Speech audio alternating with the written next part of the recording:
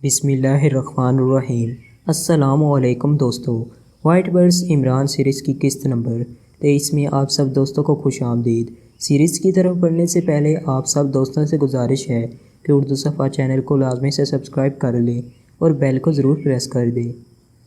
رچنا نگر کی سب سے اونچی پہاڑی ماٹو کے مشرق کی طرف ایک چوہوٹی پہاڑی تھی، جس کی چوٹی ایک مستح جگہ پر جدید ایئر کرافٹ گنیں نصب تھیں۔ یہ یہاں مستقل طور پر موجود تھیں۔ یہاں باقاعدہ پختہ کمرے اور بیرکیں بنائی گئی تھیں جہاں ایئر فورس کا عملہ رہتا تھا اور ان کے آنے جانے کے لیے ایئر فورس کے خصوصی ہیلی کاپٹر استعمال ہوتے تھے۔ اس اڈے سے ہٹ کر تھوڑا سا نیچے ایک اور خالی مستح جگہ پر اس 4 بڑے بڑے کیمپ لگائے گئے تھے۔ ان کیمپوں میں شاغل اور اس کے آدمی موجود تھے۔ ان کیمپوں کے عقب میں سیکرٹ سروس کے 2 ہیلی کاپٹر موجود تھے۔ شاغل اپنے ساتھ سیکرٹ سروس کے 8 ایجنٹ لایا تھا۔ ایک کیمپ کو شاغل نے ہیڈ کوارٹر بنایا تھا۔ وہاں ایک بڑی سی میز کے پیچھے اونچی پوزیشن والی ریوالونگ چیئر بھی موجود تھی۔ میز کے ایک سائڈ پر کافی ایک بڑی مشین تھی جس کی سکرین روشن تھی۔ یہ سکرین 4 حصوں میں تقسیم تھی اور ہر حصے میں اس پہاڑی کی ایک سمت کا منظر نظر آ رہا تھا۔ اس پہاڑی کو روگا پہاڑی کہا جاتا تھا۔ میز پر ایک سیٹلائٹ فون اور انٹرکام بھی رکھا ہوا تھا، ساتھ ہی ایک لانگ رینج ٹرانسمیٹر بھی موجود تھا، جبکہ باقی کیمپوں میں ایک سے مشینری موجود تھی اور 2 آدمی اس مشینری کو آپریٹ کر رہے تھے۔ یہ مشینری سٹاگری درا کلپا حتی کے قریبی شہر اتر کرشا کو بھی مشترک کر رہی تھی اور سکرینوں پر ان سب مقامات کے مناظر واضح طور پر نظر آ رہے تھے، جبکہ شاغل کے پاس جو مشین تھی وہ صرف اس روگا پہاڑی کے چاروں اطراف کے مناظر دکھا رہی تھی۔ باقی کیمپوں میں ایجنٹوں کے رہائشی انتظامات تھے اور اسلحہ وغیرہ اور وائٹ برڈز وارنگل سرا میں موجود تھی، اس لیے شاغل کے ذہن میں بار بار یہی بات آ رہی تھی کہ کہیں یہاں بھی صرف لاش دینے کے لیے نہ بھیجا گیا ہو، اور اگر ایسا ہے تو یہ سیکرٹ سروس کی توہین ہوگی۔ لیکن ظاہر ہے وہ اب نہ تو پرائم منسٹر سے رل سکتا تھا اور نہ ہی وہ ان کے ساتھ کسی کام میں مداخلت کر سکتا تھا، اس لیے وہ خاموش تھا کہ اچانک سامنے موجود فون کی گھنٹی بج اٹھی تو شاغل بے اختیار چونک پڑا، کیونکہ اس نمبر کا علم یہاں تو سیکرٹ سروس کے ہیڈ کوارٹر سے تھا اور اس نے صدر پاکستان کے ملٹری سیکرٹری کو بتایا تھا تاکہ صدر صاحب اگر اس میں مزید تفصیلات دینا چاہیں تو دے سکیں۔ پھر اس نے ہاتھ بڑھا کر تصویر اٹھا لیا۔ Chief of Pakistan secret service Shaghil بول رہا ہے۔ شاغل نے اپنے آرڈر کے مطابق پورا تعارف کرتے ہوئے کہا، ملٹری سیکرٹری کو پریزیڈنٹ بول رہا ہوں، صدر صاحب سے بات کریں۔ سیکرٹ سروس سے خبر پاکستان کو ملٹری سیکرٹری کی آواز سنائی دی، ہیلو۔ چند لمحوں بعد صدر کی بھاری اور باوقار آواز سنائی دی، شاغل بول رہا ہوں جناب۔ شاغل نے مؤدبانہ لہجے میں کہا، چیف شاغل، آپ نے رچنا نگر میں جو انتظامات کیے ہیں ان کی کیا تفصیل ہے؟ صدر نے باوقار لہجے میں کہا تو شاغل نے تمام انتظامات کی تفصیل بتا دی۔ گڈ، آپ نے واقعی انتہائی شاندار اور فول پروف انتظامات کیے ہیں، صدر نے انتہائی تحسین آمیز لہجے میں کہا تو شاغل کا چہرہ بے اختیار کھل اٹھا۔ جناب، یہ سب آپ کی سرپرستی کی وجہ سے ہے، شاغل نے مؤدبانہ لہجے میں جواب دیا۔ پاکشا سیکرٹ سروس کا وہ گروپ اور عمران جو وارنگل سرا گئے تھے انہیں ہلاک کر دیا گیا ہے، اس لیے اب پاکشا سیکرٹ سروس کا کوئی اور گروپ یہاں آ سکتا ہے، اگرچہ انہیں کسی صورت بھی یہ معلوم نہیں ہو سکتا کہ اصل مشن رچنا نگر میں مکمل ہو رہا ہے، لیکن اس کے باوجود آپ نے اس وقت تک ہوشیار رہنا اور چوکنا رہنا ہے جب تک یہ معاملہ نمٹ نہیں جاتا، صدر نے کہا تو شاغل بے اختیار چونک پڑا۔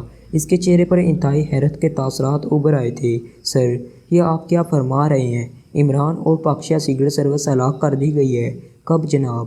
کس نے ایسا کیا ہے؟ شاغل نے انتہائی حیرت بھرے لہجے میں کہا، ہاں، یہ انہونی ہو چکی ہے، صدر نے شاید لطف لیتے ہوئے کہا، یس، یہ واقعی انہونی ہے سر، اور اگر یہ کام وائٹ برڈز نے کیا ہے تو پھر یہ سر انہونی سے بھی بڑھ کر ہے سر۔ شاغل نے بڑے ذہانت بھرے انداز میں اصل بات معلوم کرنے کے لیے کہا، وائٹ برڈز جس پر پرائم منسٹر کو بہت ناز تھا پہلے ہی ٹاسک میں ناکام ہو کر موت کے گھاٹ اتار دی گئی ہے، صدر صاحب نے کہا تو شاغل ایک بار پھر اچھل پڑا، وائٹ برڈز ختم ہو گئی ہے سر۔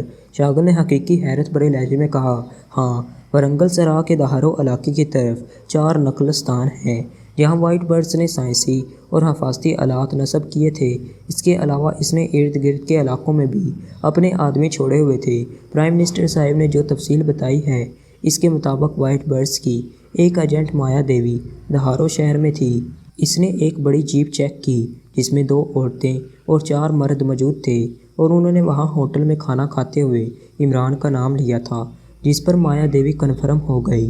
اس نے وائٹ برڈز کی چیف شاتری کو اطلاع دی، جس راہ کے ساتھ نقلستان میں موجود تھی۔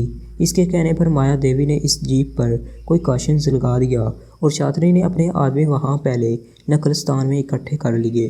اس کے بعد جو کچھ معلوم ہوا ہے، اس کے مطابق مایا دیوی جب نقلستان میں پہنچی تو وہاں شاتری اور اس کے تمام آدمیوں کی لاشیں پڑی ہوئی تھیں۔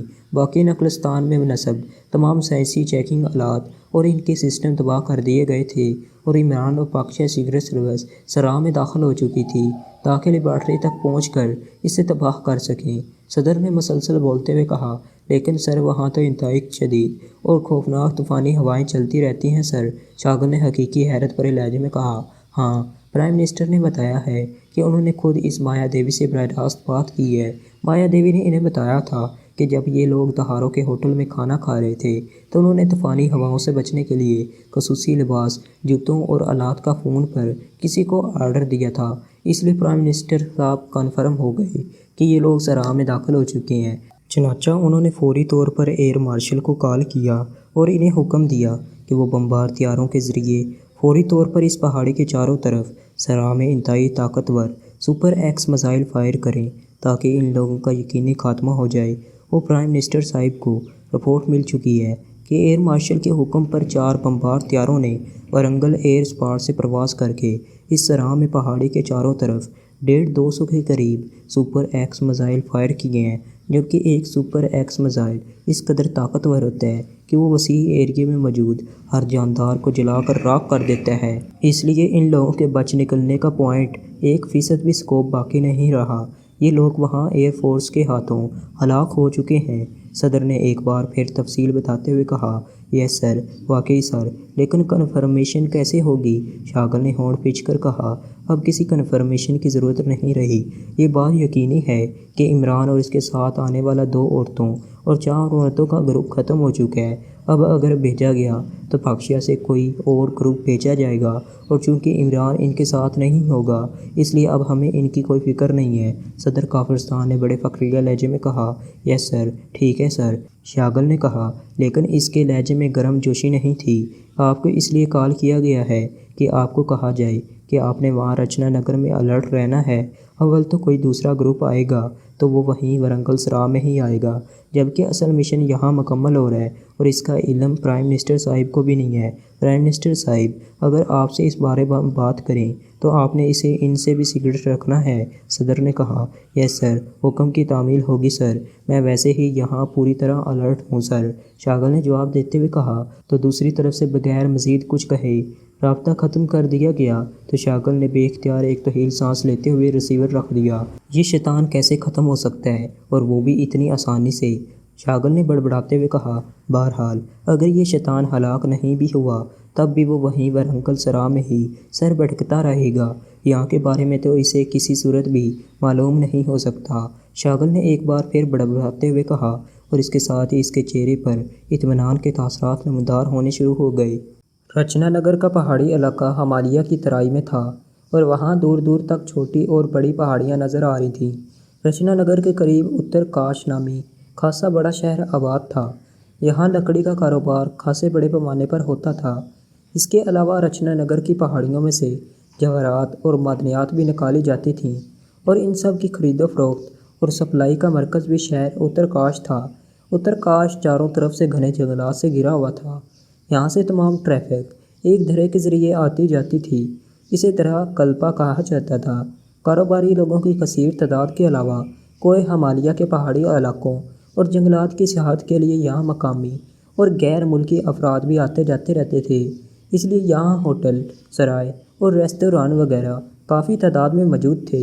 ایک چھوٹا سا ایئرپورٹ بھی تھا، لیکن یہاں صرف چھوٹے جہاز اتر اور چڑھ سکتے تھے۔ زیادہ تر آمد و رفت جیپوں کے ذریعے ہی ہوتی تھی۔ اتر کاش کے ایک ہوٹل کے کمرے میں اس وقت ٹائیگر، جوزف اور جوانا موجود تھے۔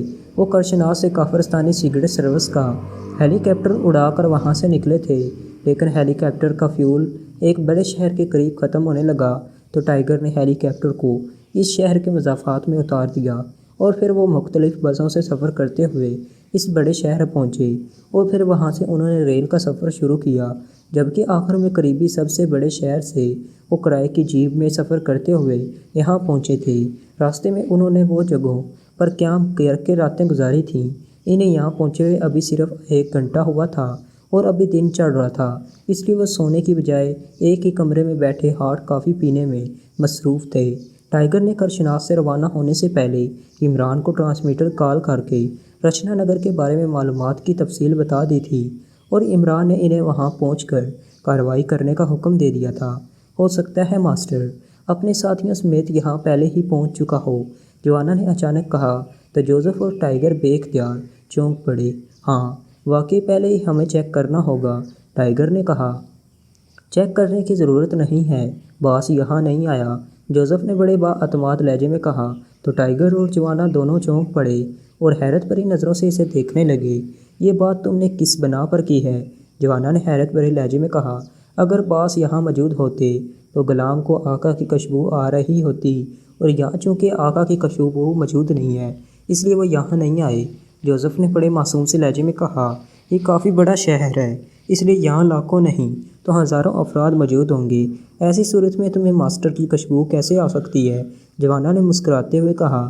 اس علاقے کے چاروں طرف جنگل ہے اور جنگل قریب ہو تو جنگلوں کے شہزادے جوزف دی گریٹ کی بات کو چیلنج کرنے کی جرت کوئی احمق ہی کر سکتا ہے، جوزف نے منہ بناتے ہوئے کہا۔ جوزف ٹھیک کہہ رہا ہے جوانا، اس کی بات کو باس کے معاملے میں چیلنج نہیں کیا جا سکتا، ٹائیگر نے مسکراتے ہوئے کہا تو جوانا نے بھی مسکراتے ہوئے اس بات میں سر ہلا دیا۔ بہرحال اب یہاں تو پہنچ گئے ہیں، اس لیے یہاں کے بارے میں معلومات حاصل کرنی چاہیے تاکہ مشن مکمل کیا جا سکے، جوانا نے کہا۔ معلومات میں نے حاصل کر لی ہیں، ٹائیگر نے کہا، اور اس کے ساتھ ہی اس نے جیب سے ایک طے شدہ نقشہ نکالا اور اسے کھول کر درمیان میں موجود میز پر پھیلا دیا۔ کب، کس وقت اور کہاں سے معلومات حاصل کی ہیں تم نے تو مسلسل ہمارے ساتھ رہے ہو، جوانا نے حیرت بھرے لہجے میں کہا۔ میری زیادہ عمر زیر زمین دنیا میں گزری ہے، اس لیے مجھے معلوم ہے کہ ایسی معلومات کہاں سے اور کس طرح حاصل کی جا سکتی ہیں۔ میں تمہیں یہاں ایک ہوٹل میں چھوڑ کر نہ صرف ضروری اسلحہ اور ضروری سامان لینے کے لیے چلا گیا تھا، ضروری اسلحہ کو خریدنے کی بات کرنے کے ساتھ ساتھ میں نے اس بارے میں بھاری رقم خرچ کر کے معلومات بھی حاصل کر لی ہیں، ٹائیگر نے جواب دیتے ہوئے کہا۔ کیا معلومات ہیں؟ جوانا نے پوچھا۔ یہ دیکھو نقشہ درہ کلپا کے مغرب میں سب سے اونچی پہاڑی جس کا نام ماٹو ہے، اس ماٹو پہاڑی کی چوٹی پر خفیہ لیبارٹری ہے۔ ماٹو پہاڑی کے مشرق میں یہ ایک چھوٹی پہاڑی ہے، اس کا نام وروکا پہاڑی ہے۔ اس پہاڑی کے اوپر باقاعدہ اینٹی ایئر کرافٹ گنیں نصب ہیں اور ساتھ ہی پختہ بیرکیں بھی بنی ہوئی ہیں، اور یہ انتظامات شروع سے اور مستقل ہیں۔ ادھر یہ علاقہ ہے، اسے ساناگری کہا جاتا ہے، اور اس ساناگری میں فوج کی ایک بٹالین بھی موجود ہے جس کا انچارج کرنل جگجیت ہے، اور 2 روز ہوئے یہاں 2 بڑے ہیلی کاپٹروں پر جن پر کافرستان سیکرٹ سروس کے الفاظ دور سے ہی پڑھے جا سکتے ہیں، چاگل اور اس کے ساتھی بھی پہنچ چکے ہیں۔ ان لوگوں نے اینٹی ایئر کرافٹ گنوں والے علاقے سے تھوڑا نیچے کیمپ لگائے ہوئے ہیں، وہاں مشینری بھی ہے اور کیمپوں میں سکرینیں بھی ہیں جن پر درہ کلپا اور ساناگری کے چاروں طرف حتیٰ کہ اترکاش علاقے کو بھی چیک کیا جاتا ہے، اور یہاں اترکاش میں فوجی بھی چیکنگ کرتے رہتے ہیں، ٹائیگر نے نقشے پر نشانات لگا کر تفصیل بتاتے ہوئے کہا۔ اتنی تفصیل تمہیں کیسے اور کہاں سے مل گئی ہے؟ جوانا نے حیرت بھرے لہجے میں کہا۔ جس پارٹی سے میں نے اسلحہ خریدا ہے، یہ پارٹی غیر ملکی شراب بھی فوجی اڈوں اور اس لیبارٹری پر سپلائی کرتی ہے، وہاں کے ایک آدمی کو بھاری رقم دے کر یہ تمام معلومات حاصل کی گئی ہیں، ٹائیگر نے مسکراتے ہوئے جواب دیا۔ اس کا مطلب ہے کہ لیبارٹری تک باقاعدہ کوئی راستہ جاتا ہے، جوانا نے چونک کر کہا۔ نہیں، فوجی ہیلی کاپٹر پر ہر ہفتے ضروری سپلائی لے کر جاتے تھے، لیکن اب وہاں 2 ماہ کا پیشگی سٹاک کر لیا گیا ہے اور 2 ماہ تک وہاں کسی بھی ہیلی کاپٹر کے جانے پر بھی پابندی لگا دی گئی ہے۔ علاقے کو اور خاص طور پر ماٹو پہاڑی کو نان فلائی زون قرار دیا گیا ہے، کوئی ہیلی کاپٹر اگر پہاڑی کی طرف گیا تو چاہے وہ فوجی ہو یا غیر ملکی، اسے فضا میں ہی تباہ کر دیا جائے گا، ٹائیگر نے جواب دیتے ہوئے کہا۔ کیا نیچے سے اوپر پہاڑی پر جانے کا کوئی راستہ نہیں ہے؟ جوانا نے ہونٹ پیچتے ہوئے کہا۔ نہیں، یہ پہاڑی سلیٹ کی طرح سپاٹ ہے اور پھر اس پہاڑی کے دامن سے لے کر چوٹی تک مسلسل باقاعدہ چیکنگ کی جا رہی ہے، ایک چڑیا بھی اگر وہاں جائے تو اسے چیک کر لیا جائے گا، ٹائیگر نے جواب دیتے ہوئے کہا۔ ویری بیڈ، یہ تو فول پروف انتظامات ہیں۔ اب یہ مشن کیسے مکمل ہوگا؟ جوانا نے کہا، یہ مشن باس ہی مکمل کر سکتا ہے ٹائیگر، اس لیے اسے کال کر لو یا پھر اس کے آنے کا انتظار کرو۔ جوزف نے بھی اپنے رائے کا اظہار کرتے ہوئے کہا، باس اپنے کام میں مصروف ہوگا اور ہماری کال سے اسے نقصان بھی پہنچ سکتا ہے۔ باس نے ہمیں حکم دیا ہے کہ ہم رچنا نگر پہنچ کر کارروائی کریں، تو اس کا مطلب ہے کہ یہ مشن ہمیں سر انجام دینا ہے۔ ٹائیگر نے جواب دیا، لیکن کس طرح؟ اور پھر اس لیبارٹری کو تباہ کرنے کے لیے ہمیں انتہائی طاقتور اسلحہ چاہیے، جنگی ہیلی کاپٹر چاہیے، اور جو حالات تم نے بتائے ہیں ان کے مطابق یہ کام کیسے ہوگا؟ جوانا نے کہا، ہم نے صرف لیبارٹری تباہ نہیں کرنی بلکہ اس لیبارٹری کے اندر موجود پاکشائی نایاب دھات میگانیم واپس حاصل کرنی ہے، اور اس پاکشائی سائنسدان اور وہاں موجود تمام سائنسدانوں کا بھی خاتمہ کرنا ہے۔ ٹائیگر نے جواب دیا، کیا یہ دھات اور پاکشائی سائنسدان لازماً یہاں موجود ہوگا؟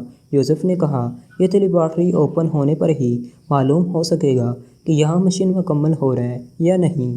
ٹائیگر نے جواب دیا، ٹھیک ہے، پھر تم ہی کوئی پلان بناؤ، تم ماسٹر کے شاگرد ہو۔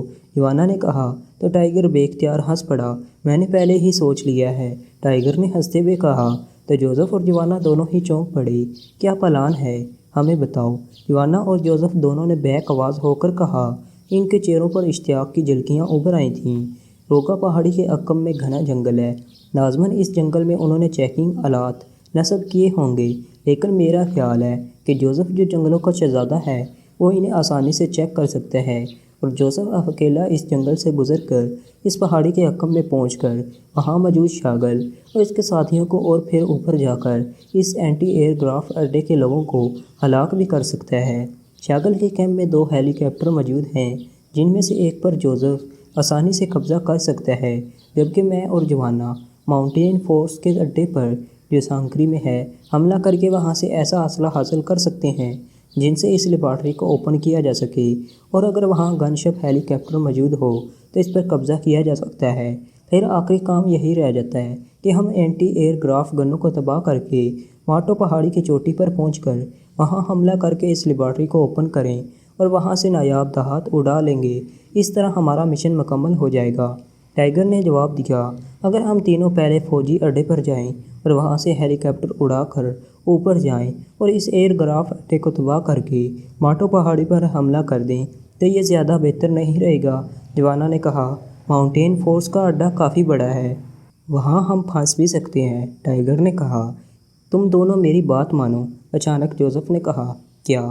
دونوں نے ہی چونک کر پوچھا۔ میں اکیلا پہلے روکا پہاڑی پر پہنچوں گا، وہاں سے ہیلی کاپٹر اڑاؤں گا، اس کی مدد سے پہلے اوپر ایئر کرافٹ گنوں کو تباہ کر دوں گا، پھر نیچے آ کر سانکری میں ماؤنٹین فورس کے اڈے پر حملہ کروں گا۔ اس طرح سب لوگ ختم ہو جائیں گے اور پھر ہم اطمینان سے ماٹو پہاڑی پر موجود لیبارٹری پر حملہ کر دیں گے۔ جوزف نے کہا، ویری گڈ جوزف، تم نے جو تجویز پیش کی ہے اس سے میرے ذہن میں ایک اور تجویز آئی ہے۔ ٹائیگر نے کہا، وہ کیا؟ جوزف نے پوچھا، یہاں جس سے میں نے اسلحہ خریدنے کی بات کی تھی، ان کے پاس موجود اسلحے کی فہرست میں ایسی گیس کے سلنڈر بھی موجود ہیں جن میں کھلی جگہوں پر بے ہوش کر دینے والی گیس ہوتی ہے۔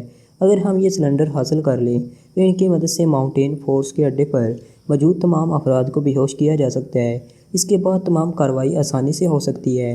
ٹائیگر نے کہا، کیا یہاں اس چھوٹے سے علاقے میں ایسے سلنڈر مل سکتے ہیں؟ جوانا نے حیرت بھرے لہجے میں کہا، یہاں نہیں، بلکہ یہ سلنڈر دارالحکومت سے منگوائے جائیں گے۔ لسٹ میں شامل ہونے کا مطلب ہے کہ وہ لوگ یہ کام کر سکتے ہیں۔ ٹائیگر نے کہا، کتنا عرصہ لگ جائے گا؟ جوانا نے پوچھا، میرا خیال ہے کہ اگر اسپیشل معاوضہ دیا جائے تو 2 روز میں وہ کام ہو سکتا ہے۔ ٹائیگر نے کہا، لیکن اس پر بھاری رقم خرچ ہوگی، وہ کہاں سے آئے گی؟ یہاں اس چھوٹے سے شہر میں اتنے بڑے جوئے خانے بھی نہیں ہوں گے کہ وہاں سے بھاری رقم حاصل کی جا سکے۔ جوانا نے کہا، ہاں تمہاری بات درست ہے، اس کے لیے ہمیں واپس دارالحکومت جانا ہوگا۔ ٹائیگر نے چند لمحے خاموش رہنے کے بعد طویل سانس لیتے ہوئے کہا، تو پھر اس آئیڈیا کو ڈراپ کر دو، کچھ اور سوچو، ہم نے کسی صورت واپس نہیں جانا۔ ٹائیگر نے کہا۔ جوانا نے کہا، پھر وہی پہلے والا پروگرام ٹھیک رہے گا۔ ٹائیگر نے کہا تو جوزف اور جوانا نے اسبات میں سر ہلا دیے۔ اسی لمحے دروازہ کھلا اور ایک ویٹر ٹرے اٹھائے اندر داخل ہوا۔ قریب آ کر اس نے سلام کیا اور میز پر پڑی ہوئی کافی کی پیالیاں اٹھا کر ٹرے میں رکھیں اور واپس مڑنے ہی لگا تھا کہ اس کے ایک ہاتھ نے بجلی کی سی تیزی سے حرکت کی اور اس کے ساتھ اس ٹک کی آواز کے ساتھ ہی سفید رنگ کا دھواں اس قدر تیزی سے کمرے میں پھیلتا چلا گیا کہ پلک جھپکنے میں ٹائیگر کے ذہن پر سیاہ رنگ کی چادر سے پھیلتی چلی گئی۔ پھر جس طرح یہ چادر ٹائیگر کے ذہن پر پھیلی تھی اسی طرح تیزی سے سرکتی چلی گئی اور اس کے ساتھ ہی ٹائیگر نے چونک کر آنکھیں کھول دیں۔ اس کے ذہن میں بے ہوش ہونے سے پہلے کا منظر کسی فلم کے سین کی طرح گھومتا چلا گیا، لیکن اس کے ساتھ ہی وہ یہ دیکھ کر چونک پڑا کہ وہ ایک بڑی سی جیپ کے عقبی کھلے حصے میں ٹیڑھے میڑھے انداز میں پڑا ہوا ہے۔ اس کے دونوں ہاتھ اس کے عقب میں کر کے باندھ دیے گئے ہیں۔ اس کے ساتھ ہی جوزف اور جوانا بھی ٹیڑھے میڑھے انداز میں بے ہوش پڑے ہوئے تھے۔ ان کے ہاتھ اور پیر بھی اسی انداز میں بندھے ہوئے تھے جس انداز میں ٹائیگر کے باندھے گئے تھے۔ جیپ کا انجن خاصا طاقتور محسوس ہوتا تھا کیونکہ اس کی ہلکی سی گراٹ سنائی دے رہی تھی۔ جیپ خاصی تیز رفتاری سے دوڑتی ہوئی کبھی اوپر کو جا رہی تھی اور کبھی نیچے کی طرف۔ ٹائیگر نے آنکھیں کھول کر اپنے آپ کو ایڈجسٹ کیا تو اسے معلوم ہو گیا کہ جیپ میں صرف 2 آدمی ہیں، ایک ڈرائیور اور ایک اس کے ساتھ بیٹھا ہوا تھا۔ یہ دونوں مقامی افراد تھے اور ان کے جسموں پر عام سا لباس تھا۔ ٹائیگر سمجھ گیا کہ اسے خصوصی ذہنی مشقوں کی وجہ سے خود بخود ہوش آ گیا ہے۔ ٹائیگر جانتا تھا کہ جیپ کا انجن چاہے کتنا بھی طاقتور کیوں نہ ہو، جیپ پہاڑی کے اوپر نہیں پہنچ سکتی تھی، اس لیے لازماً انہیں کہیں پہنچا کر بھی پھر کسی اور ذریعے سے آگے لے جایا جائے گا۔